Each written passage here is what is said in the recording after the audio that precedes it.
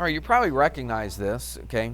Mia already said it. She says, oh, we did this last year. And it's true, we did. So if you were in here last year, you should recognize it. It's called piecewise functions. So it's a graph that doesn't necessarily like continue on and on forever and ever. It's kind of broken up, all right? It's basically what it means. Gee, I have a feeling this is going to be your new seat right here because you cannot deal with sitting back there. No, I said Geo. Yeah. So this will be your next seat. Yeah. You're sitting there with your head down, you're talking to him, all right? And you were.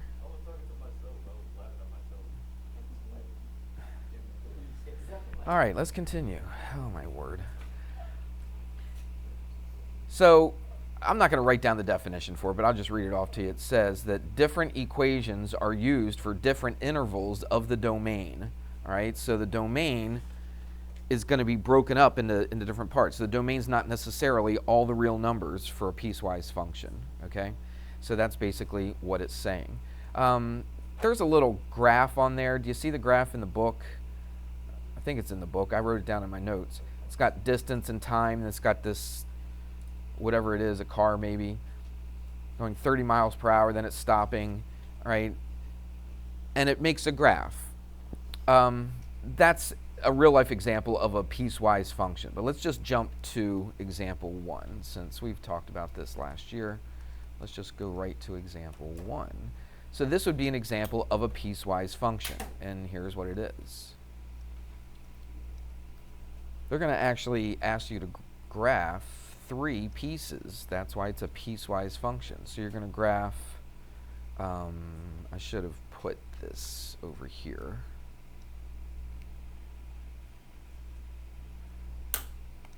Okay, so we're going to go f of x equals, and now I'm going to put several things in here. That's why I put that little brace right there. So f of x equals 1, or y equals 1, right? If, now they're going to give you some restrictions on the domain. Okay, that's what the definition said. Okay, it's different intervals of the domain.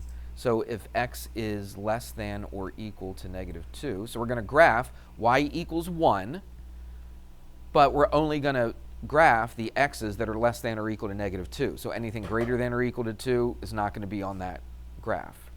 All right, we'll look at it in here in a second. And then we're going to graph x plus 2, y equals, or f of x equals x plus 2. And then again, they're going to give you a restriction on the domain. They're going to say x is between -2 and +3, or equal to +3. Okay? And then they give you a third one. They say y equals 2x, or f of x equals 2x, if x is greater than 3. If x is greater than 3. So what we're going to do is we're going to come over here, we're going to graph the thing. Yeah, I probably can use this graph right here.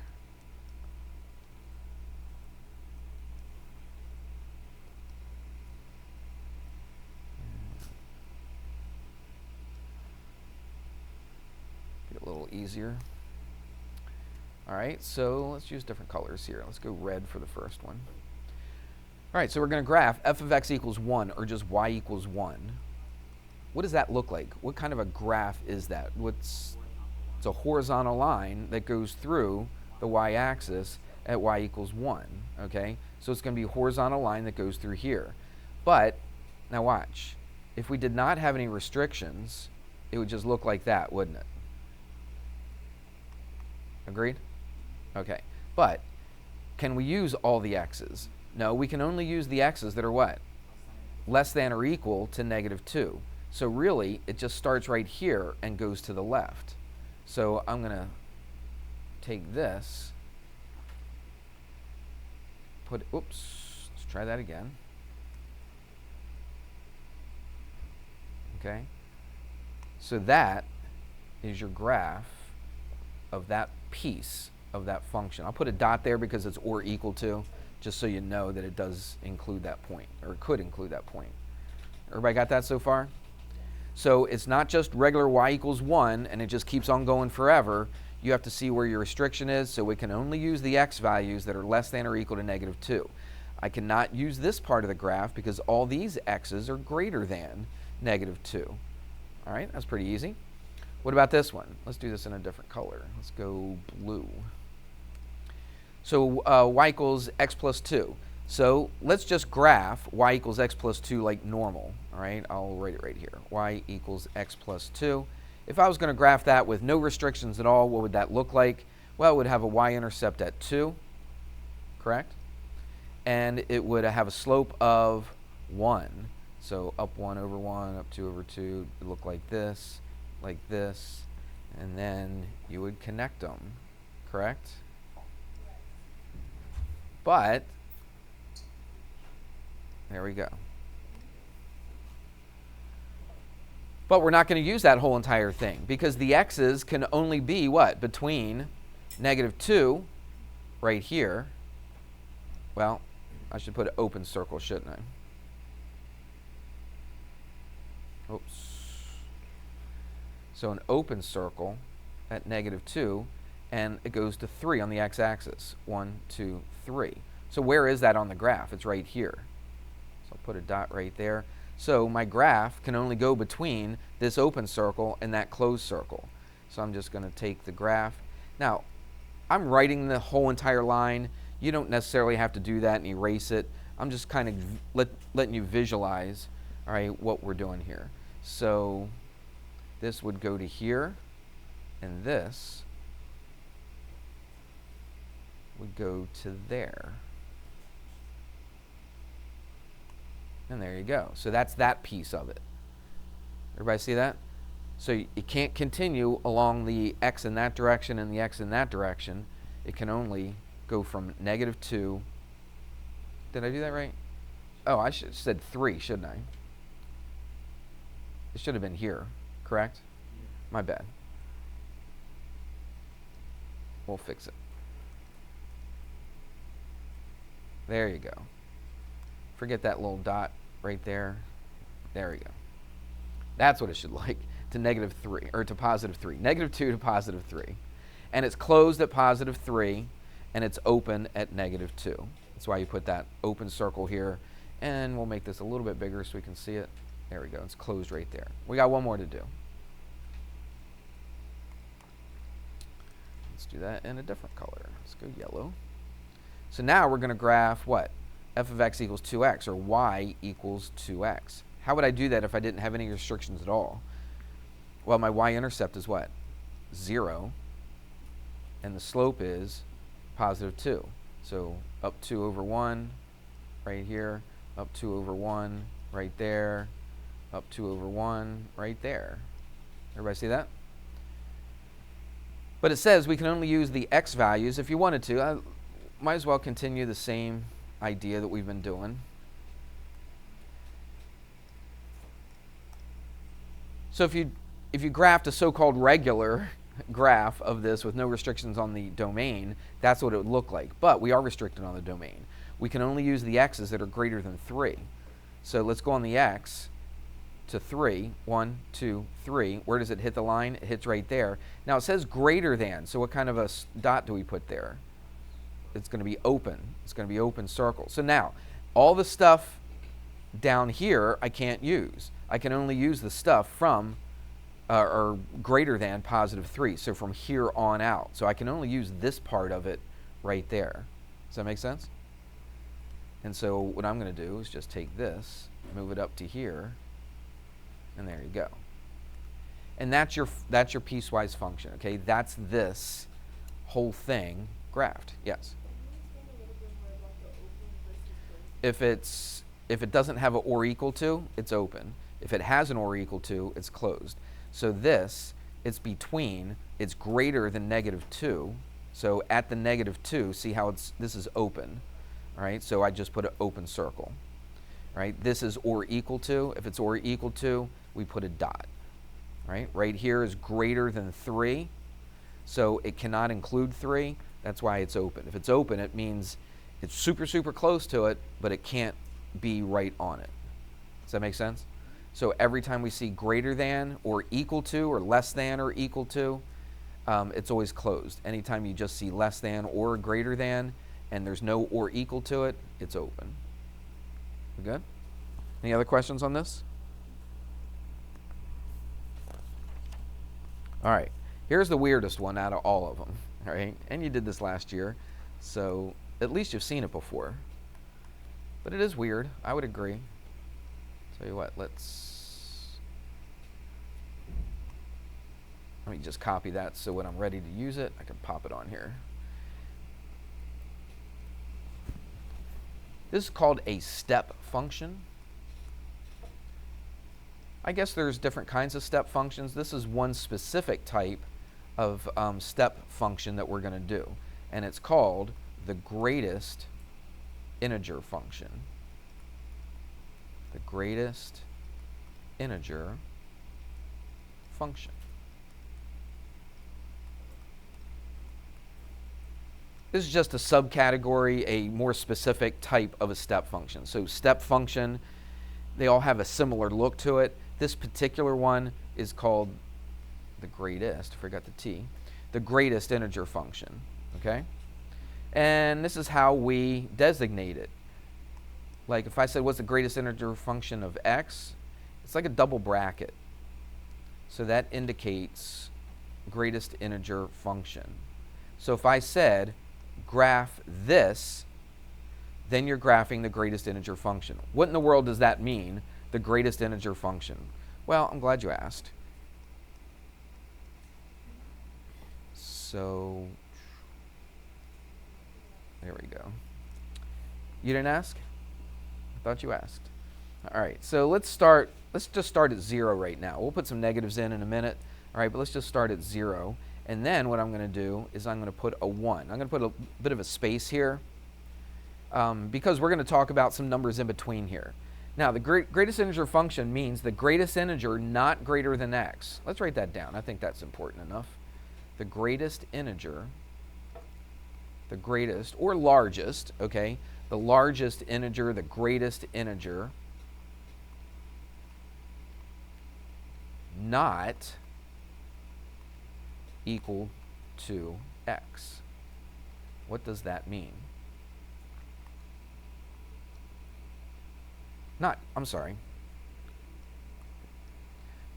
It's greatest integer function not greater than x. My bad. Erase that if you already wrote it down. Not greater than.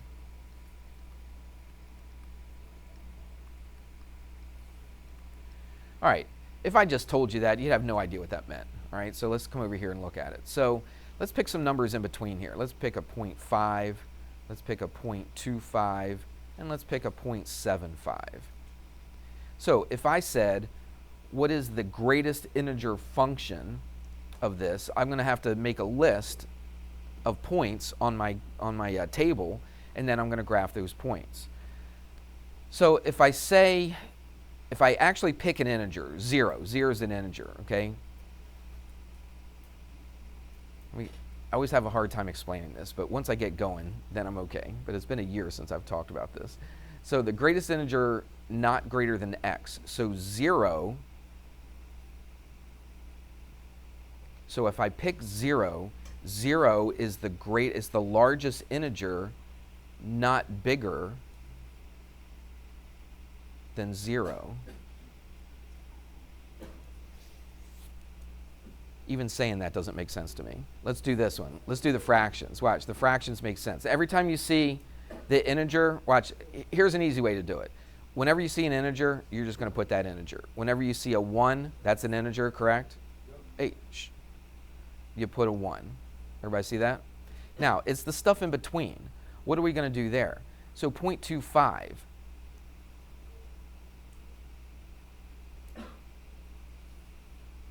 What is the largest integer not bigger than 0.25? It's 0, isn't it? Because 1 it wouldn't work because 1 is bigger than 2.5. Would you agree? What about a half? What's the bigger integer, the biggest integer that's not bigger, or sorry, yeah, that's not greater than 0.5? Is that an integer? 0.25 is not an integer, is it? So 0.25 is not it. It's 0. Everybody see that? 0.75. It says, what's the largest integer not bigger than 0.75? Well, it's not 1, because why? Because 1 is bigger or greater than 0.75. So I always pick the one that's the integer that's smaller than that decimal. You see that? So 0.25, what am I going to pick? 0. 0.5, what am I going to pick? 0. 0.75, what am I going to pick? All the way until you get to the next integer, and then 1 goes with 1. Let's do a couple more. So after a while, you see the pattern pretty quick, all right? So let's do another one. Let's just do 1.5. Is that all right? We kind of already know what that's going to be. So what if we just do 1.5 and we did a 2? First of all, what am I going to put with the 2? A 2. Now, what is this? Right, so what is the greatest integer? What is the largest integer that's not bigger than 1.5? Okay, 1 is, because 2 is bigger than 1.5, isn't it? So we're not going to use that one. The largest integer that's not bigger than this, okay, is a 1. Everybody see that? So every number between 1 and 2 is going to coincide, or it's going to relate to what? A 1. Everybody see that? So 3, what? 3. What about any number in between here and here? What's that going to be? It's going to be a 2, right? That's going to be a 2, that's going to be a 2, and so forth. So now what we're going to do is now we're going to graph it and see what it looks like. Everybody with me so far? So let's start graphing. Again, once you see the pattern, then it's super easy. You don't have to make a chart like this with 15 numbers, all right, and figure out which each one is. You just kind of establish a pattern. So first of all, 0, 0. So let's put a dot at 0, 0. Oops. There we go. All right, and then we're going to put a dot at where? 1, 1. I'll tell you what, this is kind of a small graph, so let's go every 2. Is that all right? Okay, so that'll be a 1 right there. Everybody got that? So 1, 1 would be right there. And then, no, every 2. Every 2 blocks. So that's over 2, up 2, that's 1, 1. Okay, so every 2 is a 1. So this would be a half. Everybody see that? And then, I'll tell you what, I want to get rid of this because that could cause a little bit of confusion. And then if I go over 2, there's 1, there's 2, I go up 2. Everybody with me? Now, what about this? What about all the numbers between 0 and 1? Where do I go up to? All the numbers between 0 and 1, what do? I just stay at 0 until I get where? To 1. So when I'm super, super close to 1, let's make this a little bit bigger. When I'm really, really close to 1, that's going to be an open circle. But what about all these? Like if I picked a half, that's a half right there, isn't it? How far up do I go? 0. Here's a quarter. How far up do I go? 0. Here's 3/4. Where do I go? 0. So what's this going to turn out to be? Just a straight line across like that. Does that make sense? Yeah, we've mentioned that. But thanks for paying attention. All right. So let's make that a little bit thicker. Like this. We're not going to do that right now. It'll be a little bit later. What do we do now? So we go to 0, 0, 0, we got 1, 1, and then we got to jump up to where? To 1. Okay? See, it gets super, super, super close, right? I could put 0.99999 right there, right? But then once I get almost to 1, what's it do? Once I get to 1, it jumps up to 1. So it jumps up to there. Now what's it going to do? It's going to repeat the same pattern. So it's going to go all the way to there, right? Because 1.1, where do I go? To 1. 1.2, 1.3, 1.4, 1.9, where do I go? I go to 1. Until I hit 2, which would be an open circle at 2, and I jump up to 2. It is a step function. Do you see the steps forming? Right? Now, do you get the pattern? Yep. You go up like this, you go up 1, go across, and it's open, and you continue that. It also continues the other way. You can do that with negatives as well, can't you? So what's that going to be? So instead of 0, what am I going to go? -1 to -1, right? Then I'm going to go -2 to -2 right there. But what's in between? It's all the way to here, but it's open. It's all the way to here, and it's open. You see the pattern? So once you can do 1 or 2 of these, the rest kind of fall into place pretty easy. Make sense? All right. Could continue it if we wanted to, like this. See the steps. Boing, boing, boing, boing, boing, boing. It would be slanted, and then it would jump up and slant. Okay. But right now, we're not doing that right now. We'll worry about that when we get to that. It is on the homework? Yeah. Okay. Let's finish the rest of it, and then we'll go back to that and look at that, number 18. Okay. All right. Does that make sense? So that's how we got it. That's how we get this pattern. Once you get an idea of what this means, it's not that bad. This is the easiest one, all right? When it's just y equals the greatest integer function of x, like that, that's the easiest one, but there are variations, all right? You could like put a +2 on there. What would that do? What if I said y equals this greatest integer of x plus 2? What would that do for us? Well, it would just pop everything up 2, wouldn't it? Remember that from last year? It shifts, remember, it shifts up and down. So putting a plus something or a minus something either shifts it up or it shifts it down. We did that last year. So really, instead of here, where would it start? It would start here, then it would go to there, then it would jump up, go to there. You with me? Like that. All right? If it said minus, do the same thing except you just go down. All right? That's all that does. All right. Let's do the next part, and we'll go back and look at that homework problem.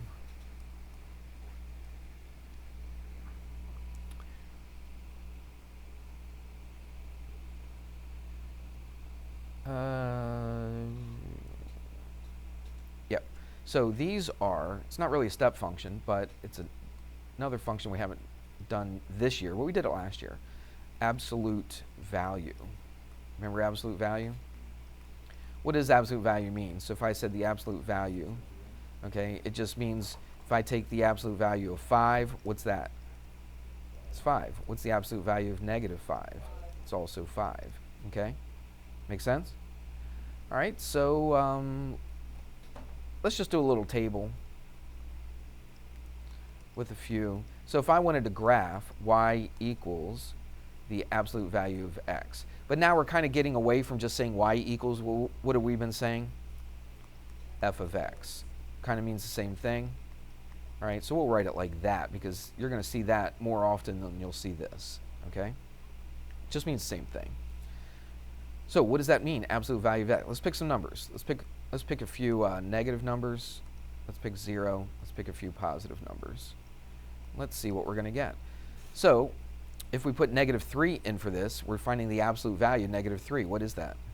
It's just +3. The absolute value -2 is 2. -1 is 1, 0. What's the absolute value of +1?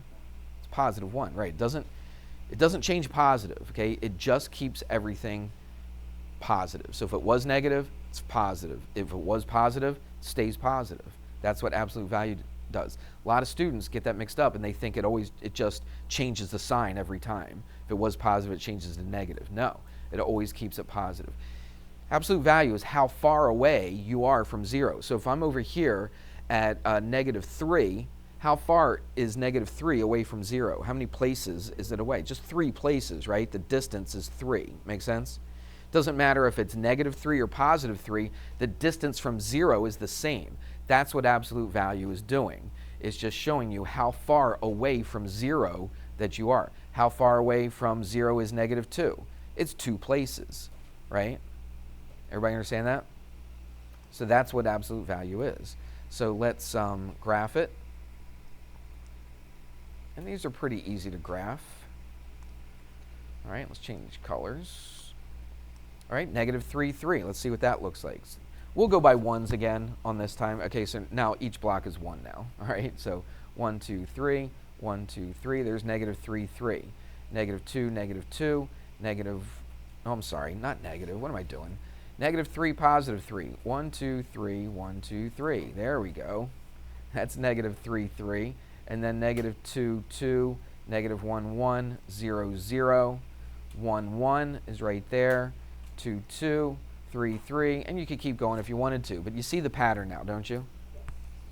So let's draw it. So it would look like this. And it would look like this. All right. And that's your absolute value graph. As simple as that.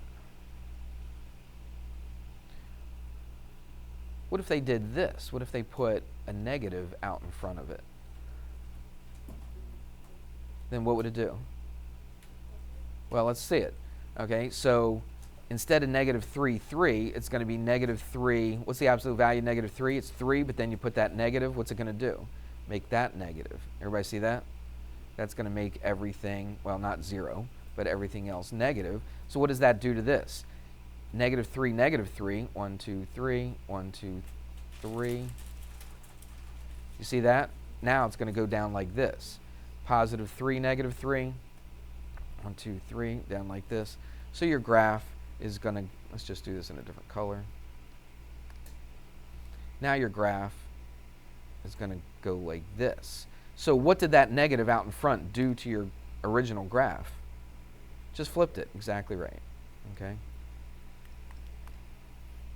You see that?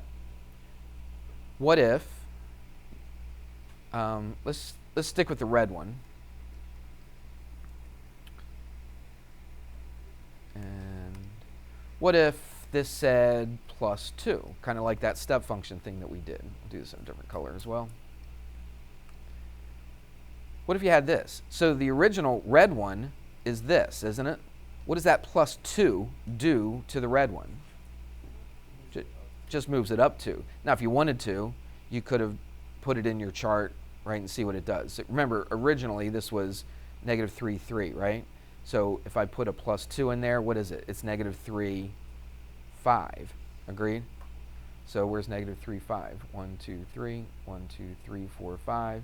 See that? If I put a 0 in there, what would it be? 0 plus 2 is 2, right? And you get the idea, don't you? So that's what that would do. It would look like this, and then it would look like this. Okay? All right, enough of that. Let's do one more. It's kind of like what we just finished doing. All right, but they put a couple things in here. And if making a chart helps you, making that little table, then that's good. Go ahead and use it. So this says graph f of x, this is the last one, equals 2 times the absolute value of x minus 6. What's that minus 6? We just talked about it a second ago. What's that minus 6 do to that absolute value? Shifts it where? Down 6. What do you think that 2 does to it?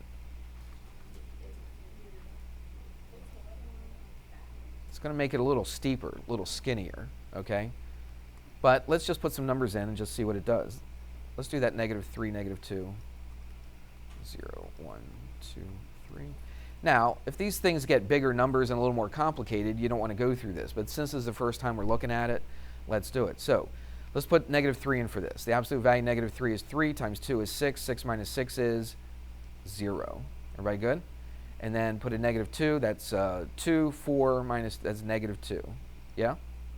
And then you get the idea. Put a 0 in there. It's negative 6. Put a 1 in there. 2 minus, it's negative 4. See how it just kind of continues like that? Negative 2 and 0.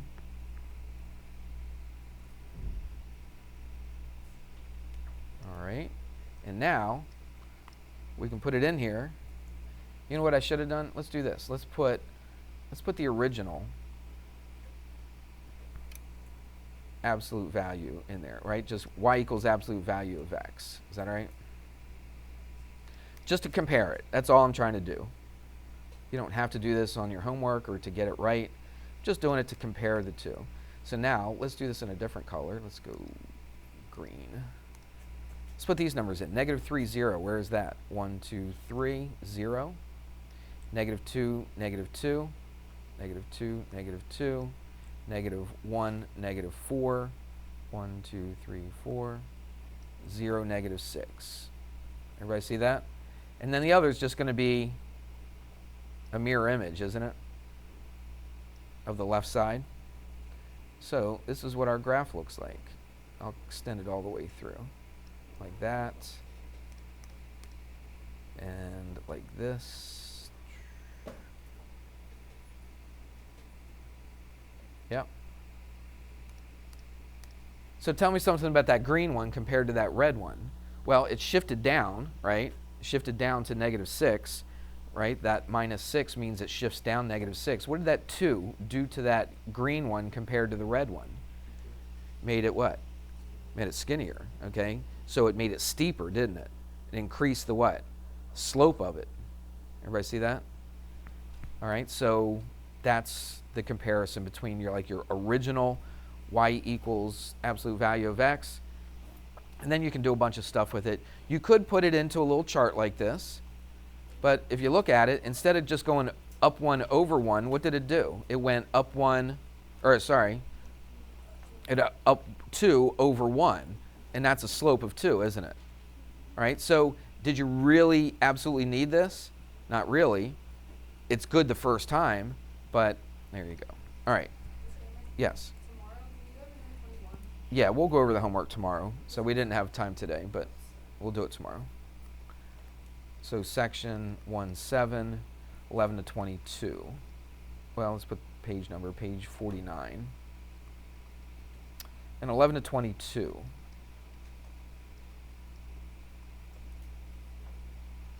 All right, so you're going to have a lot of different variations of this, but it's basically the same kind of thing that we just talked about. And we'll go over that tomorrow in class. See ya. Have a good day.